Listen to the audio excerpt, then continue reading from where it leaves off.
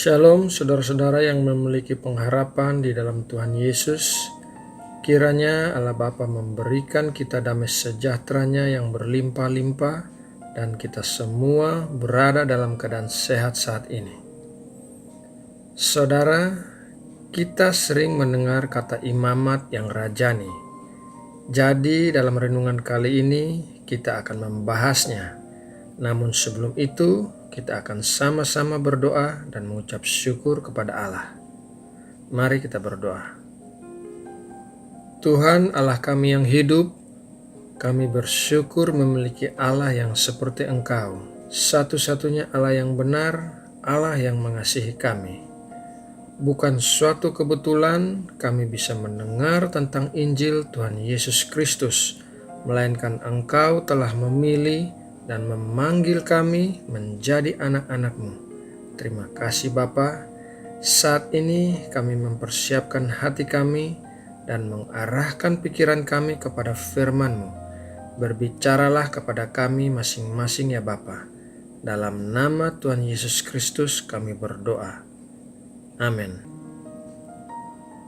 Saudara terkasih, Rasul Petrus menuliskan dalam 1 Petrus 2 ayat 9, demikian bunyinya. Tetapi kamulah bangsa yang terpilih, imamat yang rajani, bangsa yang kudus, umat kepunyaan Allah sendiri, supaya kamu memberitakan perbuatan-perbuatan yang besar dari Dia yang telah memanggil kamu keluar dari kegelapan kepada terang-Nya yang ajaib. Imamat yang rajani dalam ayat tersebut adalah royal priesthood, artinya adalah kelompok atau para imam yang bertugas bagi raja. Dalam Perjanjian Lama, imamat atau keimamatan hanya dijabat oleh satu golongan saja, yaitu suku Lewi, salah satu dari ke-12 suku Israel. Akan tetapi, di dalam Perjanjian Baru, semua orang percaya adalah imam-imam. Mari kita baca ayatnya dalam Wahyu 1 ayat 6. Dan yang telah membuat kita menjadi suatu kerajaan, menjadi imam-imam bagi Allah Bapanya. Bagi Dialah kemuliaan dan kuasa sampai selama-lamanya. Amin. Saudara terkasih, setidaknya ada 3 arti keimamatan orang percaya dalam Perjanjian Baru, yaitu yang pertama, akses langsung kepada Allah Bapa. Imam di zaman Perjanjian Lama hanya dapat masuk ke ruang Maha Kudus setahun sekali dan dengan membawa darah korban penghapus dosa. Mari kita baca ayatnya dalam Keluaran 30 ayat 10. Sekali setahun, haruslah Harun mengadakan pendamaian di atas tanduk-tanduknya dengan darah korban penghapus dosa pembawa pendamaian. Haruslah ia sekali setahun mengadakan pendamaian bagi mezbah itu di antara kamu turun-temurun. Itulah barang maha kudus bagi Tuhan. Akan tetapi, kita semua sebagai imam-imam Perjanjian Baru telah menerima darah Tuhan Yesus sebagai darah korban penghapus dosa, sehingga kita bisa bebas untuk masuk ke ruang Maha Kudus tempat hadirat Allah berada.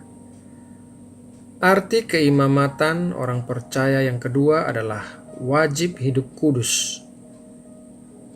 Seorang imam dalam Perjanjian Lama harus benar-benar menjaga kekudusannya. Apabila tidak, maka ia akan mati ketika bertugas di bait suci.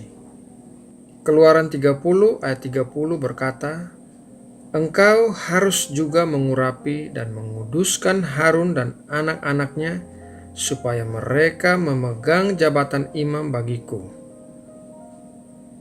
Sebagai imam dalam Perjanjian Baru, kita telah dikuduskan oleh darah Tuhan Yesus yang tercurah bagi kita. Kita juga telah dijadikan manusia baru yang harus hidup menjaga kekudusan demi memuliakan Tuhan. Arti keimamatan orang percaya yang ketiga adalah harus mempersembahkan korban. Salah satu tugas imam dalam Perjanjian Lama adalah mempersembahkan korban. Mari kita baca dalam Imamat 1 ayat 5. Kemudian haruslah ia menyembelih lembu itu di hadapan Tuhan dan anak-anak Harun. Imam-imam itu harus mempersembahkan darah lembu itu dan menyiramkannya pada sekeliling mezbah yang di depan pintu kemah pertemuan. Sebagai rasa syukur kita karena telah ditebus dari kebinasaan, maka kita harus memberikan persembahan rohani kepada Tuhan. Persembahan rohani kita bisa berupa doa, pujian penyembahan, dan seluruh hidup kita. Nah, saudara-saudara yang dikasihi Tuhan Yesus Kristus, demikianlah renungan hari ini mengenai imamat yang rajani. Semoga renungan ini dapat memberkati kita semua, dan sekarang kita akan menutup renungan ini dengan doa. Bapa kami yang ada di sorga, dikuduskanlah namamu. Biarlah semua lidah mengaku Engkaulah Tuhan, dan semua lutut bertelut menyembahmu. Terima kasih Bapa, karena Engkau telah memberikan kami suatu jabatan sebagai imam-imam di Perjanjian Baru oleh karena pengorbanan Tuhan Yesus bagi kami.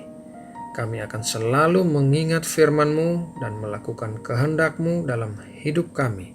Berkatilah kami ya Tuhan. Kami juga mau berdoa bagi keluarga kami dan orang-orang yang kami kasihi. Ya Bapa, kami mohon Engkau senantiasa melindungi orang-orang terkasih ini dimanapun mereka berada. Yang sedang menghadapi masalah, Tuhan berikan jalan keluar. Yang sedang sakit, Tuhan sembuhkan.